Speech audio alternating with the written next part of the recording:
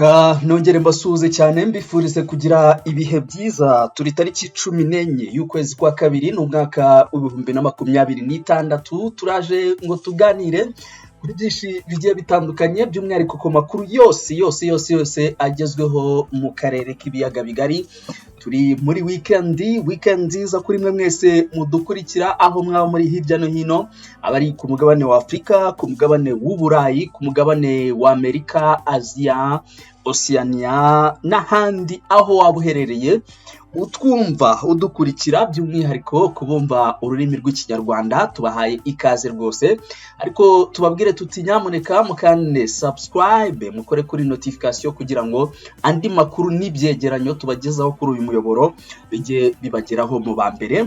Rero turaje ngo tuganire byinshi cyane bigiye bitandukanye. Ni amakuru menshi arimo aravugwa cyane muri Repubulika Iharanira Demokarasi ya Kongo, mu Burundi ndetse no mu Rwanda. Ni byinshi cyane bikomeje kugenda bivugwa, ni nayo mpamvu tuje kugira ngo tubabwire uko bimeze cyangwa se uko biteye. Kuri ubu inkuru irimo iravugwa cyane mu Rwanda nuko Perezida wa Repubulika y'u Rwanda Paul Kagame amaze kugira yifuriza imirimo myiza undi mu perezida watowe, ni minisitiri w'intebe watowe, akaba ari minisitiri w'intebe w'igihugu n'ubundi cy'inshuti y'u Rwanda.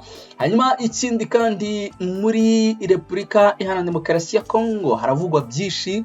Kuri ubu amakuru tumaze kwakira nuko igisa n'intambara y'amagambo na politiki aricyo kirimo gukora cyane, nubwo nanone mu bice bimwe na bimwe harimo kuberamo imirwano. Nk'ubu Kinshasa yavuze yuko yemeye ibintu by'agahenge nk'uko biherutse kuganirwaho muri Angola, ariko AFC M23 yatangaje yuko iyo ari imitwe. Hanyuma umuyobozi wa MONUSCO akaba ari muri iki gihugu, yarari muri iki gihugu cya Repubulika ya Demokarasi ya Kongo, ni umuyobozi w'agateganyo. Bahuye kuri uyu wa gatanu bagira byinshi cyane baganira. Ni byinshi birimo kuvugwa kano kanya rwose turi bukomeze kugenda tugarukaho. Hari mu by'ukuri amakuru agaragaza ko tugarutse mu Rwanda, Nyarugenge abageni babuze inzu yo kubamo nyuma y'ubukwe barara ku kagari. Ese aya makuru yatewe n'iki? Byose turaje tubibabwire. Tukivuga iby'abageni ariko hari indi nkuru nahoze mbona igaragaza ko hari impanuka yabaye ihitana abari bagiye gushyingiranwa, abageni n'umukwe barapfa muri iyo mpanuka. Ese byagenze bite? Ni mu Rwanda. Amakuru yo ni menshi cyane rwose. Twizere yuko mukanda subscribe, mugakora kuri notification kugira ngo amakuru yacu abagereho mu bambere 100%. Reka duhere kuri iyi nkuru mu buryo bwihutirwa cyane. Ni inkuru kuri ubu ngubu irimo iravugwa cyane igaragaza ko Perezida wa Repubulika y'u Rwanda Paul Kagame yatangaje ko rwose yishimiye ko minisitiri w'intebe w'igihugu mu by'ukuri cya Barbados agira gute yongera gutorwa.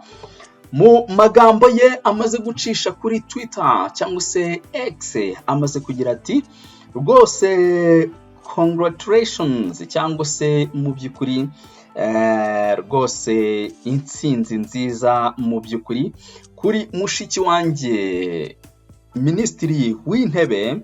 Uyu nguyu akaba yitwa Mia Amor Montle.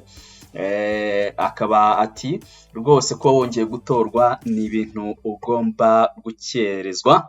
Hanyuma ati rwose indangagaciro z'u Rwanda ndetse n'ubushuti buri hagati y'ibihugu byacu byombi rwose nikomeze kandi isugire, ibintu bikomeje kugenda biba neza cyane, abaturage bacu bagire ubusugire ndetse n'agaciro. Ati kandi tuzakomeza dukorane no mu myaka izaza. Twifurije ndetse wowe n'abaturage ba Barbados gukomeza kugera ku ntsinzi ndetse n'iterambere. Ngayo nguko rero Barbados murabizi yuko ifitanye umubano n'u Rwanda mwiza, ndetse yaba uyu mugore yajyaza mu Rwanda ndetse na Perezida Kagame ajya muri iki gihugu cya Barbados. Nguko uko bimeze rero, ngira ngira ngo niyo nkuru kugeza kuri ubu ngubu igezweho cyangwa se iriho cyane. Hanyuma reka twihute cyane tujye no ku yandi makuru agiye atandukanye arimo aravugwa kugeza kuri ubu ngubu. Ni amakuru agaragaza yuko ibintu bikomeje kugenda bihindura isura. Mu gihe wenda tukiri mu Rwanda cyangwa se twari tukiri mu Rwanda, mu nkundire twite tunyarukira n'ubundi kuri iyi nkuru igaragaza ni inkuru y'akababaro, aho iyi ntabwo ari akababaro cyane nk'iy'urupfu, kandi y'urupfu niyo tugiye kuyireba. Ariko Nyarugenge, abageni babuze inzu yo kubamo nyuma y'ubukwe barara ku kagari. Iyi ni inkuru irimo iravugwa cyane. Abageni mu karere ka Nyarugenge mu mujyi wa Kigali bari bamaze gukora ubukwe, babuze inzu batahamo bajya kurara ku biro by'akagari ka Rwampara, bitewe n'uko umusore yabeshye uwo bari bamaze gusezerana ko afite aho bazaba kandi ngo ntaho. Abo bageni baraye mu by'ukuri baraye kuri ibyo biro by'ako kagari ku itariki ya 12 Gashyantare umwaka wa 2026, ndetse bari bafite n'ibishyingiranwa umukobwa yari atahanye mu rugo rushya. Nyuma y'uko abo bombi bari bamaze gusezerana mu mategeko mu karere ka Kamonyi, ariko bagomba gutaha i Kigali bagahita babana nk'umugore n'umugabo. Hanyuma mu gahinda kenshi uwo mukobwa wari wumiwe nk'uwabengewe ku kiliziya yabwiye mu by'ukuri TV1 ko yatunguwe no gusanga umusore bashyingiranywe ntanze afite, kandi yaramubwiraga ko ihari. Ati mu by'ukuri twamenyesheje ababyeyi ko tugiye kubana, twandikisha umurenge badusezeranya uyu munsi, ariko umugabo mbere yamenyeshaga ko inzu yayibonye i Nyamirambo ariyo abamo kandi ariyo natwe tuzabamo. Naramubazaga nti ese nzaza ahantu ntazi ntabanje kuhagera ngo menye uko hameze, ariko ntiyabyumva. Uwo mukobwa yagaragaje ko nk'umuntu bari bagiye kubana yamugiriye icyizere, ndetse ngo yamubwiraga ko iyo nzu iri i Nyamirambo ahitwa mu Kanogo. Avuga ko bageze i Kigali saa 12 z'umugoroba w'uwo munsi basezeranyeho, ari kumwe na mukuru we wari umuherekeje, ariko ngo abona barenze mu Kanogo hari mu by'ukuri yari yamubwiye bituma atungurwa. Ati mu Kanogo ndahazi, ariko nabonye tuharenze birantungura. Yatuzengurukanye umuhanda wose tugera ahitwa mu Karekare, atujyana ahantu mu kazu bacururizagamo inzoga zipfundikiye n'urwagwa kuko hari harimo abasinzi benshi. Umukobwa yavuze ko we n'abamuherekeje bakubiswe n'inkuba bitewe n'uko bakiriwe mu kabari aho kuba mu rugo, ariko ngo uwo musore yababwiraga ko yagira ngo mu by'ukuri aha bakirire nyuma batahe mu rugo. Nyuma ngo uwo musore yazanye abantu baziranye batwara bya bishyingiranwa ngo abatungira agatoki aho inziri, ariko ngo naho baragiye baraharenga. Icyo kibazo cyaje kuzamo inzego z'umutekano, aribyo byatumye birangira bagiye kurara ku biro by'akagari ka Rwampara. Uwo mukobwa yongeyeho ko nyuma y'ibyamubayeho ashaka kwaka gatanya n'uwo bari bamaze kubana nk'umugore n'umugabo. Ngaho nk'uko iyi nkuru birumvikana ko ari inkuru idasanzwe muri rusange. Arumva ko ntabwo byoroshye n'aka na gatoya, ntabwo byoroshye n'aka na gatoya kugeza kuri ubu ngubu. Reka twihute cyane twite tujya n'ubundi ku yandi makuru agezweho kano kanya. Ni amakuru agaragaza ko habaye impanuka, hari impanuka yabaye, ndetse ibintu byaje kugira gute, byaje kuba bibi cyane bitewe n'iyi mpanuka yabaye mu Rwanda. Mushobora kwibaza muti ni igiki kigezweho cyangwa se kivugwa kuri iyi mpanuka. Reka nze ndebe ino nkuru kabisa. Ino nkuru iri mu Rwanda igezweho yababaje abantu benshi. Inkuru ivuga yuko rwose umukwe n'umugeni baravuga ko baguye muri iyi mpanuka. Impanuka imaze kubera Rulindo mu murenge wa Tumba, mu by'ukuri ahitwa Rukore kuri wa muhanda uhanamye ujya kuri IPRC Tumba. Habereye impanuka y'imodoka yari itwaye abantu bagiye mu bukwe kuri paruwasi ya Rulindo, bahita bahasiga ubuzima, harimo n'abari bagiye mu gushyingirana cyangwa se kubana. Nicyo kintu twabagezaho twababwira. Hanyuma urabona ko bari batwawe na Twegerane, imodoka izwi nka Twegerane yabaye ubushingwe rwose, urabona ko yangiritse mu buryo bukomeye cyane. Yo ni amakuru twavuga ko agezweho cyangwa se arimo kuvugwa mu Rwanda muri rusange. Reka twihute cyane tuhite tunyarukira mu by'ukuri mu gihugu cy'u Burundi. Burundi burimo guserebura. Mushobora kwibaza muti ni iki kirimo kuvugwa mu Burundi? Kuri ubu ngubu amakuru aragaragaza ko perezida w'igihugu cy'u Burundi Evariste Ndayishimiye kuri ubu ngubu yamaze kugira gute, yamaze kuba umuyobozi wa Afurika yunze ubumwe. Yamaze kuba umuyobozi wa Afurika yunze ubumwe rwose, ndetse urabona ko Ndayishimiye n'umugore we witwa Angeline Ndayishimiye Ndayubaha tayari barimo guserebura bavuga bati ibi bintu ntako bisa. Kugeza kuri ubu ngubu nubwo abantu benshi bakomeje kugenda banenga kuba uno mugabo agiye kuba yayobora uno muryango, aho bavugaga bati ntago ibyo atakoreye igihugu cye ntabwo yenda kubikorera mu by'ukuri uyu muryango. Nguko uko bimeze rero, ubwo ni ugutegereza tukareba ese umuryango wa Afurika yunze ubumwe, igihugu cy'u Burundi ko ari igihugu kirimo gusigara inyuma mu buryo bukomeye cyane, azamarira iki uyu muryango muri rusange? Ni ugutegereza abantu bakareba. Ndumva manda ari umwaka, niko ibintu biba bihagaze. Hanyuma reka twihute cyane twerekeze muri Repubulika Iharanira Demokarasi ya Kongo. Ni byinshi cyane bikomeje kugenda bivugwa, ndetse niho hari amakuru menshi cyane nyuma yuko mu by'ukuri imihana myinshi cyangwa se ibice byinshi mu by'ukuri bisenywe mu bihe bitandukanye, ndetse n'abari bahatuye bakicwa abandi bakangazwa.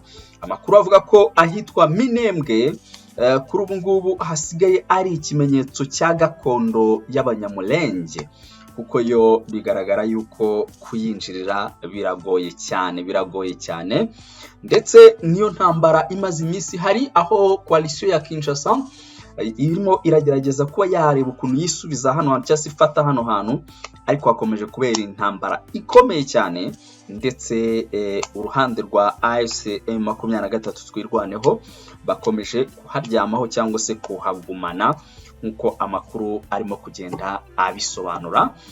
Akaba ari nayo mirwano imaze iminsi hari, ndetse kuri ubu ngubu amakuru akaba agaragaza yuko Abanyamulenge barimo kwamagana ibijyanye na drone ziri kurasa muri ibi bice, ndetse hari n'umukecuru uherutse gutangazwa ko yishwe. Uyu mukecuru akaba ari umukecuru mu by'ukuri wo mu myaka 70 nk'uko amakuru abigaragaza, uherutse kwicwa n'izi drone. Rero bakaba bakomeje kugenda babyamagana bavuga bati ibi ngibi nibigaragaza ko leta ya Kinshasa idashaka n'ibiganiro cyangwa idashaka kumvikana, kuko ikomeje kwica abantu biganjemo abaturage b'abasivile. Kugeza kuri ubu ngubu rero mushobora kwibaza muti bimeze bite, cyangwa se naye makuru avugwa muri Repubulika Demokarasi ya Kongo yandi, nuko nyine Abanyamulenge bajyanye leta y'u Burundi mu rukiko. Nanone imiryango ibiri ihagarariye Abanyamulenge batuye mu ntara ya Kivu y'Amajyepfo yareze leta y'u Burundi mu rukiko rw'umuryango wa Afurika y'Iburasirazuba EAC, ishinja gukorera muri Repubulika Demokarasi ya Kongo ibyaha by'intambara n'ibyibasira inyoko muntu. Iyi miryango n'uwitwa ADEPAE na Mutualité Shikama isobanura ko kuva mu kwakira umwaka wa 2025 ingabo z'u Burundi zoherejwe muri Kivu y'Amajyepfo zafunze inzira zose zihuza Abanyamulenge batuye muri commune Minembwe ibindi bice birimo amasoko n'amavuriro zigamije kubica urusorongo. Umwe mu banyamategeko bunganira imiryango Maître Innocent Nteziryayo yatangaje ko uretse kuvutsa Abanyamulenge uburyo bw'imibereho, hari abo ingabo z'u Burundi zashimuse, abo zakoreye iyicarubozo, n'abo zasenyeye imitungo. Hanyuma nuko nguko bimeze rero, nicyo twavuga cyangwa se twaba tubabwiye. Tayari no gutegereza tukareba uko bizagenda, ariko Burundi burimo kwamaganwa mu buryo bukomeye cyane.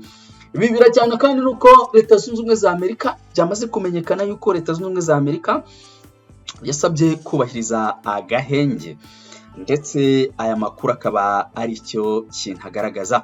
Umujyanama mukuru wa perezida wa Leta Zunze Ubumwe za Amerika mu bufatanye na Afurika, Masadi Boulos, yasabye ubutegetsi bwa Repubulika ya Demokarasi ya Kongo kubahiriza agahenge nk'uko bwabyemeye tariki 13 Gashyantare mu mwaka wa 2026. Ibiro bya perezida wa RDC byatangaje ko Felix Tshisekedi yemeye agahenge kasabwe na perezida wa Angola, akaba n'umuyobozi w'umuryango wa Afurika yunze ubumwe. Biteganyijwe ko akaba yari n'umuyobozi w'umuryango wa Afurika yunze ubumwe, yamaze ariko gusimburwa nk'uko bigaragara kugeza kuri ubu ngubu. Hanyuma byasobanuwe ko nubwo Tshisekedi yemeye agahenge, ataremeza ko AFC/M23 igerageza ibikorwa byo kwagura ibirindiro, kongerera imbaraga abarwanyi bari mu bice biberamo urugamba, ndetse no kwakira ubufasha buva mu mahanga. Umuyobozi mu by'ukuri wa AFC/M23 Corneille Nangaa yatangaje ko nubwo leta ya RDC yatangaje ko yemeye agahenge kasabwe na Angola, ikomeje kugaba ibitero ku basivile no ku birindiro by'iri huriro, ashimangira ko iri tangazo rigamije kubeshya umuryango mpuzamahanga. AFC/M23 yagaragaje ko nubwo leta ya Angola itayitumiye mu biganiro byabanjirije itangazo ry'icyifuzo cy'agahenge, ntinamenyeshwe mu by'ukuri ibikubiyemo, isanzwe ishyigikiye gahunda y'amahoro kandi ko izakomeza kubahiriza agahenge gashingiye kuri gahunda ya Doha muri Qatar. Boulos yagaragaje ko yishimiye, n'uyu munyamerika nyine yagaragaje ko yishimiye itangazo rya leta ya RDC ryo kwemera agahenge, ashimangira ariko ko kadakwiye mu by'ukuri kugarukira mu nyandiko, ahubwo ko kagomba no kubahirizwa, ibitero birimo ibya drone bigahagarara. Yagize ati natewe imbaraga, mu by'ukuri naje guterwa imbaraga no kwemera kwa RDC icyifuzo cya Angola cy'agahenge, bigomba kujyana n'ibikorwa. Impande zose zigomba guhagarika imirwano aka kanya, zirimo ibitero bya drone bikomeje gutwara ubuzima bw'abasivile b'inzirakarengane. Leta ya Angola yasabye ko habaho agahenge gashya mu gihe ingabo ziri mu butumwa bw'amahoro bw'umuryango w'abibumbye muri RDC MONUSCO zitegura mu by'ukuri gutangira kubahiriza, kandi mu by'ukuri zitegura gutangira kubahiriza aka gahenge kemejwe mu biganiro bya Doha, by'umwihariko muri teritwari ya Uvira, akaba ariho ibi byarebaga cyane. Ngayo nguko rero nuko bimeze mu by'ukuri. Ibi bijyana nuko AFC/M23 yanamaganye Ndayishimiye komeje kugaya ibitero ku Banyamulenge nkuko babivuze nabo, ubwo bijyana nuko nubundi ira miryango y'Abanyamulenge yagiye kurega u Burundi. Hanyuma ikindi twavuga nuko ni ikihera, reka wenda tunyarukire ku iyi nkuru igaragaza ko birumvikana perezida w'u Burundi kugira ngo ahabwe ziriya nshingano hari habaye inteko rusange y'umuryango wa Afurika yunze ubumwe. Gusa nko ku Rwanda wenda icyo twavuga nuko perezida wa Repubulika y'u Rwanda Paul Kagame ntabwo yigeze yitabira, ahubwo u Rwanda rwahagarariwe na Dr Nsengiyumva wahagarariye perezida Kagame mu nama ihuza Afurika n'Ubutari n'intuzana iyi mu ntuza nyine muri iyi nteko ya Addis Ababa.